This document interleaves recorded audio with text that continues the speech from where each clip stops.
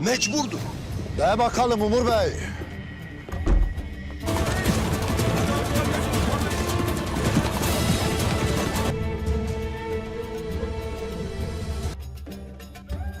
Trollers عثمان.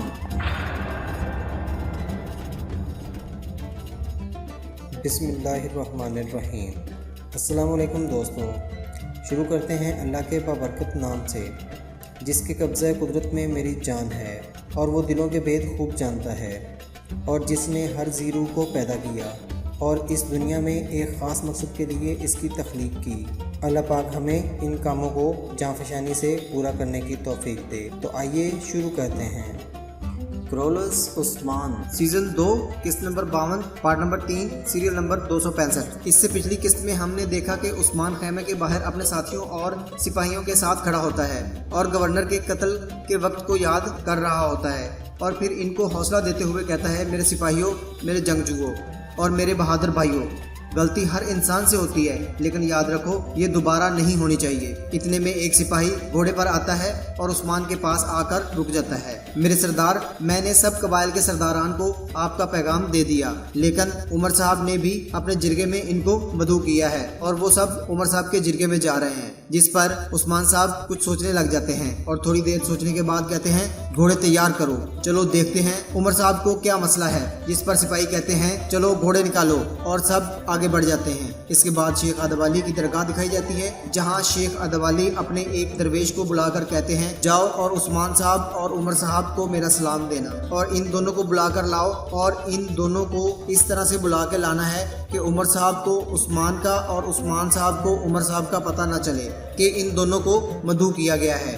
جس پر درویش جواب دیتا ہے، جیسے آپ کا حکم شیخ، اور ہم ان دونوں کو ایسے ہی لائیں گے کہ ایک دوسرے کو پتہ نہیں چلے گا. اور پھر وہاں سے درویش سلام کر کے روانہ ہو جاتا ہے. اس کے بعد شیخ ادوالی قمر الابدال صاحب کے پاس آتے ہیں اور مخاطب ہو کر کہتے ہیں، آج یہ معاملہ بھی ختم کیے دیتے ہیں. قمر الابدال صاحب کہتے ہیں، جن کا مقصد ایک ہو ان کو متحد ہونا چاہیے، اور ادوالی صاحب کہتے ہیں، انہیں ایک مقصد کے لیے متحد ضرور ہونا چاہیے. اس کے بعد عمر کا قبیلہ دکھایا جاتا ہے جو مرکزی خیمے میں موجود ہوتے ہیں اور سرداران سے کہہ رہے ہوتے ہیں، ہم جن زمینوں پر آباد ہیں یہاں ہر روز لڑائیاں ہوتی ہیں، یہاں شہداء ختم نہیں ہوں گے، ان لڑائیوں میں شہداء بھی ہمارے اور غازی بھی ہمارے ہیں، ان کی اور ان کے اہل خانہ کی ذمہ داری بھی ہماری ہے اور یہ ہمارا فرض ہے. جس پر عمر صاحب سپاہیوں کو اشارہ کرتے ہیں اور 2 سپاہی 2 صندوق لا کر جرگے کے درمیان میں رکھ دیتے ہیں اور پھر سلام کر کے باہر چلے جاتے ہیں. اور ایک سردار کہتا ہے، یہ سونا کس لیے ہے؟ جس پر عمر صاحب جواب دیتے ہیں، یہ سونا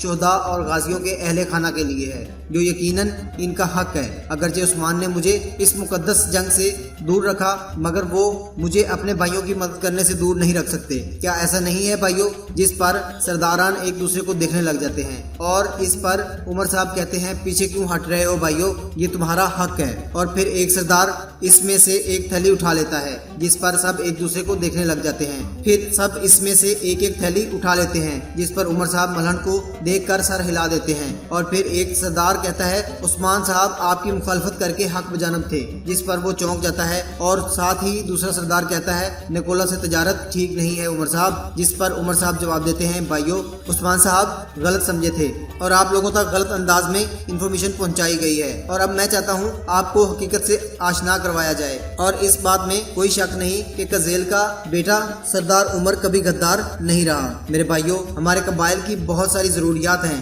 اور ان ضروریات کو تجارت کے بغیر پورا کرنا ناممکن ہے، اور ان زمینوں میں لمبے عرصے کے لیے رہنا تو ہمیں تجارت کرنی چاہیے. بلکہ میں تو کہتا ہوں عثمان صاحب کو بھی ایسا ہی کرنا چاہیے اور جنگ کی بجائے تجارت کو فروغ دینا چاہیے. جس پر دروازہ کھلتا ہے اور کون ہوتا ہے وہاں؟ عثمان صاحب، جو داخل ہوتے ہی پوچھتے ہیں، عثمان صاحب کو کیا کرنا چاہیے عمر صاحب؟ تو کیا کہہ رہے تھے آپ؟ جس پر خیمے میں موجود سب سرداران اور ملن کھڑے ہو جاتے ہیں اور جھک کر سلام کرتے ہیں، جبکہ عمر صاحب اپنی نشست پر بیٹھے کہتے ہیں، عثمان صاحب آپ میرے خیمے میں اجازت کے بغیر داخل ہوئے اور آپ سلام کیے بغیر پوچھ گچھ کیسے کر سکتے ہیں؟ جس پر عثمان صاحب صندوق کو دیکھ کر کہتے ہیں، میں جواب دوں گا. اس پر عمر صاحب کہتے ہیں، میں جواب جانتا ہوں. اور عثمان ادھر ادھر دیکھ کر کہتے ہیں، تو بتائیں عمر صاحب. اور پھر عمر صاحب کہتے ہیں، ان مشکل حالات میں کیا سرداران ایک دوسرے کی مدد نہیں کر سکتے؟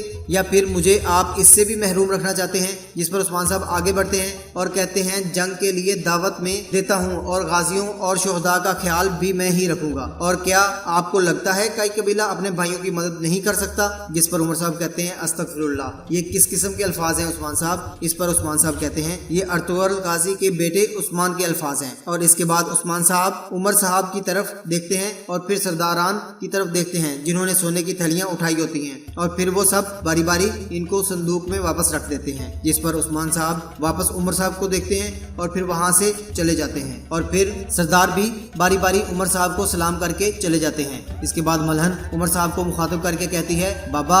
जिस पर उमर साहब कहते हैं उस्मान ने वो सब कर दिखाया और अब वो हमें अपना दुश्मन समझेगा। और इसके बाद पहरेदार अंदर आने की इजाजत मांगता है, जिस पर उमर साहब इजाजत देते हैं और वो एक खत लाकर उमर साहब को देता है और कहता है ये शेख अदबाली साहब ने भेजा है। जिस पर उमर साहब इस खत को देखने लग जाते हैं। और इसके बाद सबूत बाजार दिखाया जाता है जिसमें दुनदार बड़े गुस्से से ताजर अब्दुल्ला और सुलेमान के पास आता है और सुलेमान को मुखातिब करके कहता है तुमने मुझसे खेल खेला और मुझे तो गाय के आगे डाल दिया। जिस पर सुलेमान कहता है दुनदार साहब आप जिंदा हैं, इस बात का शुक्र अदा करें, आपने हमें उस्मान का इरादा नहीं बताया, हालांकि आप इससे बाखूबी वाकिफ से। जिस पर दुनदार कहता है सुलेमान मैं आपकी रोज रोज की गद्दारी से तंग आ गया, मैं अपनी जमीनों में हाकमियत कायम करके सुकून से रहना चाहता हूँ और मैंने अभी तक वही किया जो आपने कहा और अब आपकी बारी है। जिस पर ताज अब्दुल्ला वाय वाय कहते हुए दुनदार की तरफ बढ़ता है। दुनदार साहब सरदारी की जंग से दस्तबरदार हो रहे हैं। जैसे ही कहता है दुनदार अपना खंजर निकालकर इसकी गर्दन पर रख देता है और कहता है उस्मान तू मरेगा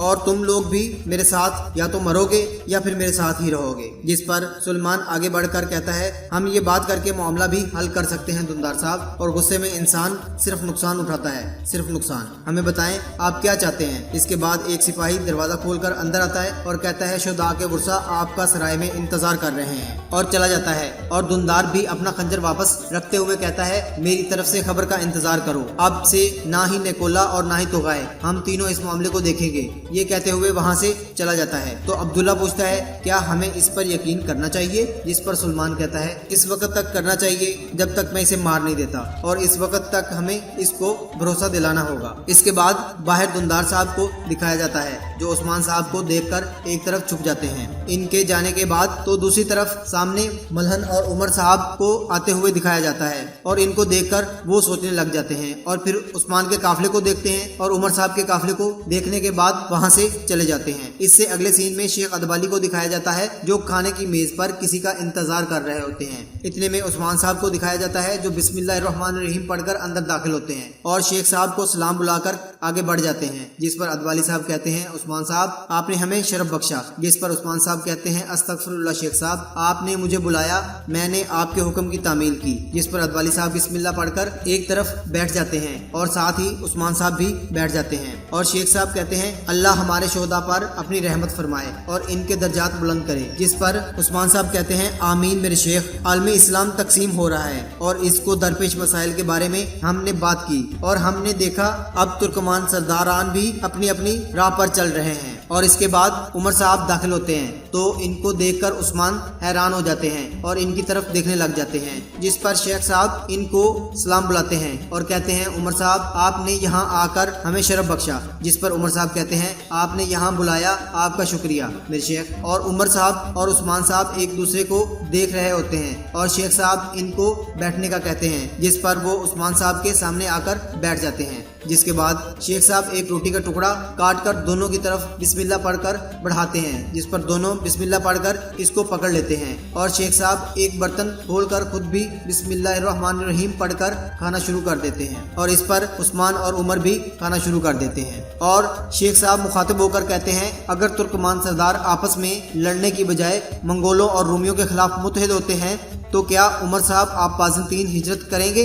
जिस पर उमर साहब कहते हैं एक तुर्क को तुर्क ही मार सकता है मेरे शेख। और शेख अदबाली कहते हैं तो इसीलिए हमने अपने सरदारान को दावत दी है। जिस पर उस्मान कहते हैं हमारी जायदादें, हमारी ज़मीनें हमारा मसला नहीं है, हम बाज़ंतीनी सरहद पर हैं और बाज़ंतीनी हमारा मसला है और तुर्कों को वाज़ेह है कि इनका दुश्मन कौन है और वो बाज़ंतीनी हैं। जिस पर उमर साहब कहते हैं ये वाज़ेह है, लेकिन हम जहाँ भी जाते हैं वहाँ मंगोल अपने लश्कर लेकर पहुँच जाते हैं और हम पर हमला कर देते हैं। जिस पर अदबाली साहब कहते हैं, सरदारान मैं देखता हूँ तुम दोनों का मकसद एक है और जो लोग इंतशार फैला रहे हैं इनको सबक दिलाना जरूरी है। जो इंतशार और बुराई पैदा करने की कोशिश कर रहे हैं, लोगों का ख्याल यहाँ तक है कि उस्मान साहब की ज़मीनों में तुर्क कबाइल मुतहद और मजबूत हैं और दुश्मन को भी मालूम होना चाहिए कि उस्मान के साथ तुर्क कबाइल मुतहद हैं और इन्हें इस बात से डरना चाहिए। जिस पर उस्मान साहब कहते हैं शुक्रिया, और उमर साहब कहते हैं आप दुरुस्त फरमा रहे हैं मेरे शेख, मगर उस्मान साहब हमें गद्दार समझते हैं, यहाँ तक कि हमने इनको मुतनब्बे किया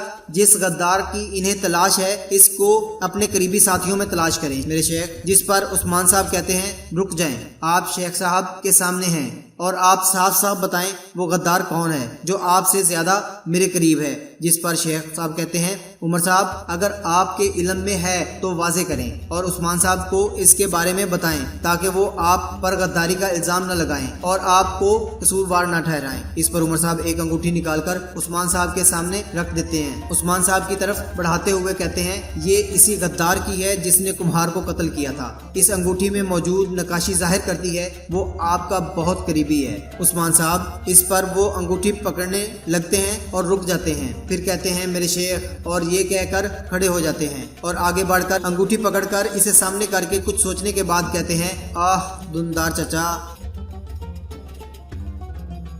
और इसके साथ ही इस किस्त का इख्तिताम हो जाता है। कल हाजिर होंगे इंशाल्लाह एक नई किस्त के साथ। अगर आपने हमारा चैनल सब्सक्राइब नहीं किया तो इसको सब्सक्राइब कर लें ताकि आपको नई इन्फॉर्मेशन मिलती रहे। इजाज़त दें, अल्लाह हामी व नासिर।